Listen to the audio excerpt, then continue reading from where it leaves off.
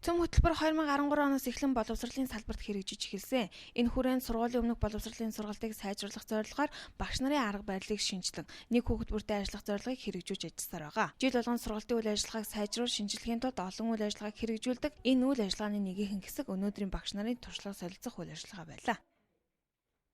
Энэ зөвлөгөөний онцлог бол бид одоо зөвхөн багш удирдах ажилтныхаа одоо сайн үйл ажиллагааг хэрэгжүүлж байгаа сайн туршлагаа түгээхээс гадна эцэг эхчүүдийн оролцоог бас оролцуулж байгаа.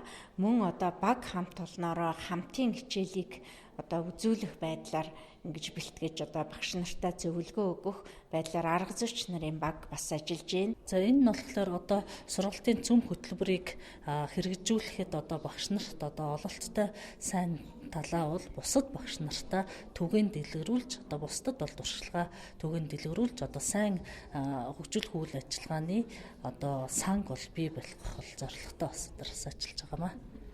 Өнөөдрийн туршлага солилцох зөвлөгөөнд олон шилдэг багш нар өөрсдийн хичээлийн арга барил, хичээлийг хэрхэн үр дүнтэй явуулах талаар бусад цэцэрлэгийн багш нартай хуваалцлаа. Тухайлбал 200 дугаар цэцэрлэгийн багш Алтан Жимгийн заасан хичээлийн хувьд шинэлэг цоргог зөөлөх байсан.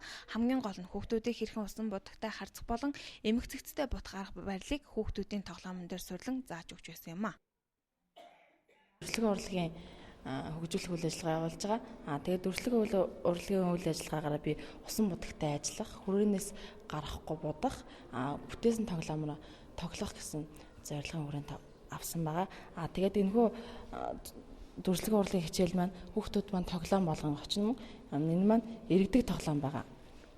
Хүүхдүүдээрээ өөртөө нэрвүүлүүлээд ажиглуулад зурагтай хүүхдийг олж энэ хүүхдээ будна. Энэ хүүхдээ будахдаа хүрээнээс гаргалгүй будан зөв жиг өнгийг тохируулан будах хагаамаа.